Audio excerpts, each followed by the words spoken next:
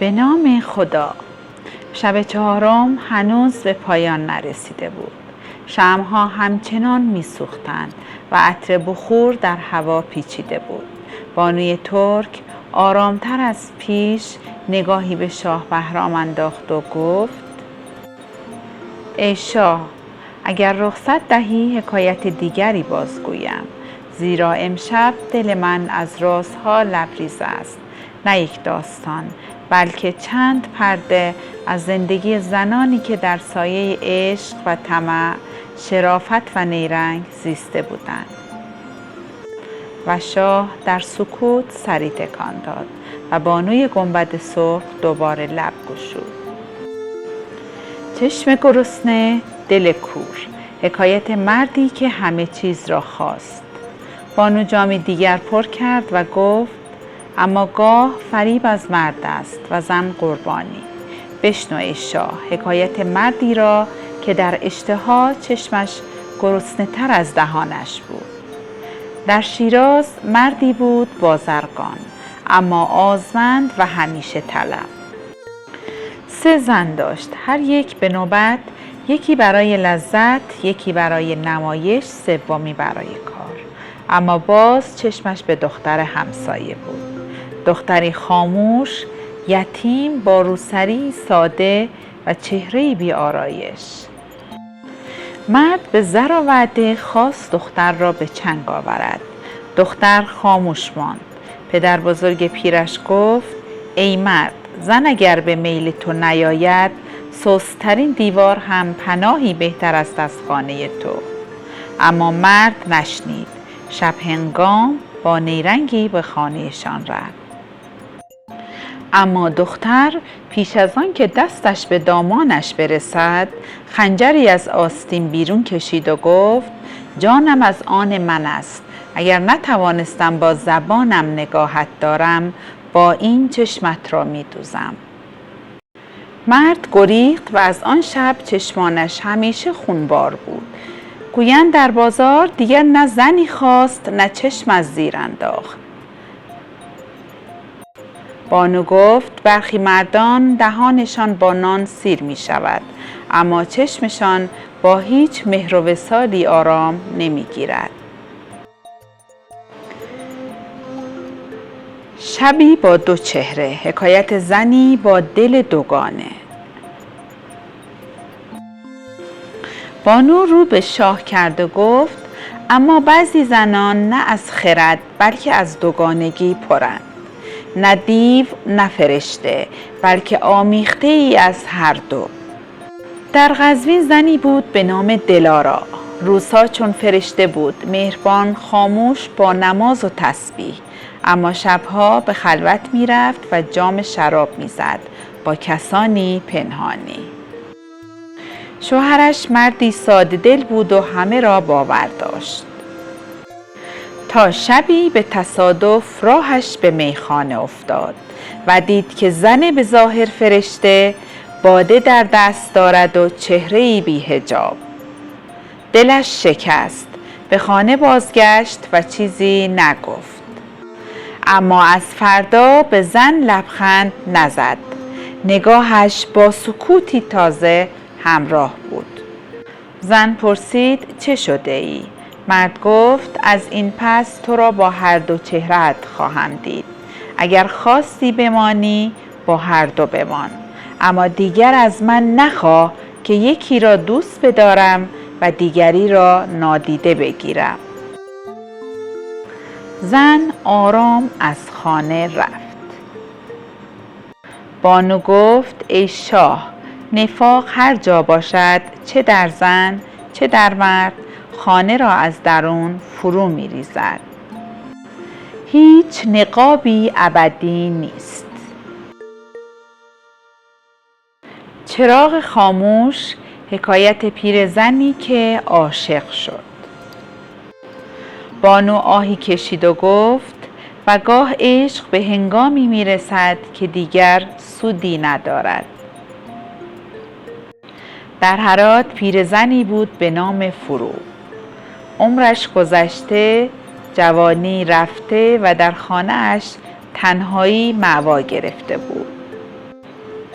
اما روزی مردی جوان در کوچه‌شان منزل گرفت، خوش سیما و با صدای گرم.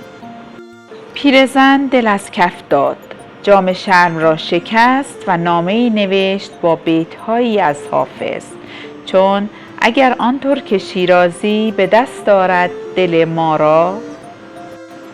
مرد نخست به شوخی گرفت، اما چون نامه‌های پیاپی و هدیه‌ها را دید بر او خشم گرفت. شبانه بر در خانه‌اش رفت، در گشود و گفت: ای زن، اگر عشق بی هنگام بیاید نه مایه زیبایی است بلکه آفت آبرو. پیرزن خاموش ماند. دیگر دیده نشد. گفتند شب را بی صدا گریست تا صبح و سپس خاموش شد. با شمعی در دست و نامه‌ای ناتمام. بانو به شاه نگریست و گفت: عشق بی هنگام که بیاید چون گلی است در برف، می روید اما شکوفه نمی دهد. پنجه در آتش، حکایت زن انتقامجو و مرد بی پناه. بانو نگاهش را از شعله لرزان شمع برداشت و آهسته گفت: برخی زنان اگر دلشان شکسته شود نه می گریزند نه می بخشند بلکه انتقام می کشند.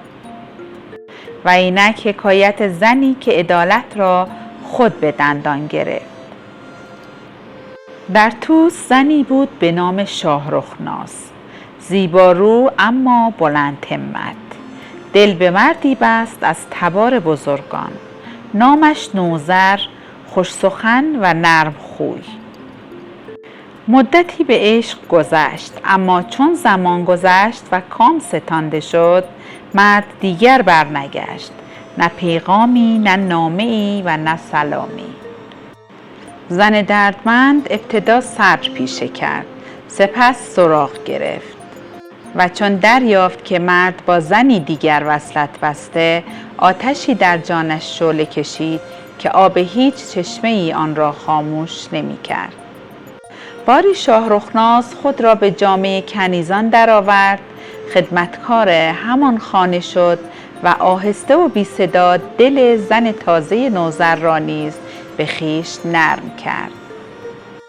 تا روزی آن زن را به بهانه‌ای از خانه برد و مرد چون گمان برد او زنش است نزدیک آمد و آنگاه زن خنجری از زیر لباس بیرون کشید و گفت: تو دل مرا شکافتی، اکنون طعمش را بچش. اما نکشت، فقط گریست با خنجر در دست. و مرد به زانو افتاد و گفت: اکنون دانستم که دل شکسته با هیچ زر و زوری ترمیم نمی شود. بانو گفت: برخی زنان چون دریا نرمند، اما اگر چون طوفان برخیزند هیچ ساحلی پناهشان نیست. آینه وارونه، حکایت زنی که مرد را به خویش شناخت. بانو این بار لبخند زد و گفت: اکنون حکایتی گویم از زنی که مرد را به فریب بلکه با خرد به خود آورد. در بخارا مردی بود با کبر و نخوت، نامش خسروان. زنی داشت به نام گیسو، زیبا، باهوش اما خاموش. مرد هرچه می‌خواست می‌کرد، زن دم بر نمی آورد. روزی مرد گفت: تو جز گوش دادن کاری نمی‌دانی، زنمی اما سایه‌ای بیش نیستی. زن خاموش ماند، اما فردا غذایش را شور کرد. جامه‌اش را آغشته به عطر تند کرد و کودکان را زود به خواب برد. مرد پرسید: چه می‌کنی؟ زن گفت: همان که خواستی، گوش نمی‌دهم، فکر نمی‌کنم، فقط سایه‌ام. مرد به خود آمد. سکوت زن بلندتر از فریاد بود. از آن پس زن را با نگاهی دیگر نگریست و گفت: تو آینه ای بودی که خودم را در تو نمی دیدم تا به امروز. گاه زن برای هشدار دادن فریاد نمی زند، بلکه آینه می گذارد تا مرد چهره خود را بی نقاب ببیند. بوسه آخر، حکایت زنی که مرد را نجات داد و خود سوخت. بانو آهسته تر شد. صدایش مانند قصه های غم‌انگیز مادرانه بود. اکنون قصه‌ای گویم از مهر حقیقی، مهر ناب، مهر بیمزد و شاید همین جانکاه‌ترین باشد. در نیشابور مردی جوان با تنی بیمار و قلبی خسته به زنی پناه آورد به نام ماریا. ماریا از دیار روم آمده بود، در کار طب و درمان بود. مرد از او پرسید می توانی مرا نجات دهی؟ زن گفت شاید، اما به بهای سنگین. ماریا گفت زر نخواهم، فقط بگذار هر روز تو را ببینم. ماه‌ها گذشت. زن دارو ساخت، گیاه کوبید، بیداری کشید. مرد کم کم بهبود یافت، اما آنگاه که تنش قوت گرفت دلش پرواز کرد. دلبسته دختر امیری شد و ماریا را رها کرد. اما روزی در میانه مجلس عروسی مرد ناگهان بیهوش شد. دانستند که سمی آرام از ماه‌ها پیش در رگ‌هایش جاری است. تنها داروی ماریا می توانست آن را مهار کند. اما دیر شده بود. ماریا همان روز ناپدید شد. گفتند خود را در آتش انداخت با کتیبه‌ای در دست که نوشته بود نجاتت دادم، اما نه برای ماندن، فقط برای دیدن لبخند آخر.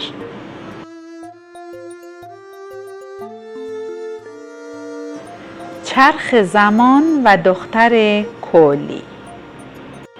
بانو این بار بی مقدمه آغاز کرد. در ری دختری بود با چشمانی سیاه چون شب و کوله باری از ترانه. مردی از بزرگان به او دل بست، اما نه برای عشق، بلکه برای تفریح. و چون بهره‌اش برد رهایش کرد و گفت تو نه از خاندانی و نه نام و نژادی داری، سایه ای بیش نبودی. دختر خندید و گفت چرخ می چرخد و روزی سایه‌ای بر تو خواهد افتاد. سالها گذشت. مرد از سلطنت افتاد. در تبعید سرگردان شد. روزی گرسنه و بی‌پناه بر در خانه‌ای در تبریز کوبید. در را زنی گشود با لباسی کولیوار، اما چهره‌ای آشنا. گفت گرسنه‌ام. زن گفت من همان سایه‌ام. امشب نانت خواهم داد، اما فردا این در دیگر گشوده نخواهد شد. بانو گفت جهان همه چیز را برمیگرداند، حتی نگاه‌های تحقیرآمیز. حکایت زنی که راز را نگه داشت حتی به قیمت جان. بانو بی آنکه نگاهش را از شعله چراغ بردارد گفت بعضی زنان نه به خاطر مهر که به حرمت راز جان می‌دهند. و این از قصه همایه زنی از تبار سکوت. در اصفهان مردی بازرگان بود به نام فرهام که راز بزرگی در دل داشت. خزانه‌اش نه تنها پر از زر و گوهر، بلکه گواه توطئه‌ای بود بر ضد والی شهر. در طوماری مهر شده، پنهان در صندوقی خاص. و تنها کسی که از جای آن صندوق خبر داشت زنش بود.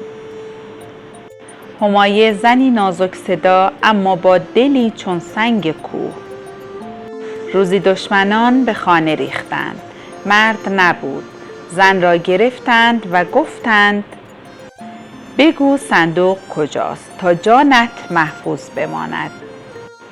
همایه گفت من زن خانه‌ام، نه نگهبان زر. او را به شکنجه کشاندند، روزی در آب، شبی در آتش، اما زبانش گشوده نشد. در واپسین لحظه کسی گفت این زن دیوانه است. اگر چیزی می‌دانست اکنون مرده بود و رهایش کردند. اما چندی بعد همایه در سکوت جان داد، نه از زخم تن بلکه از وفاداری که قلبش را سوزاند. بانو گفت وفاداری را هر کس نمی‌فهمد. بعضی دلها را باید مثل سنگ نگه داشت تا کسی نتواند بشکندشان.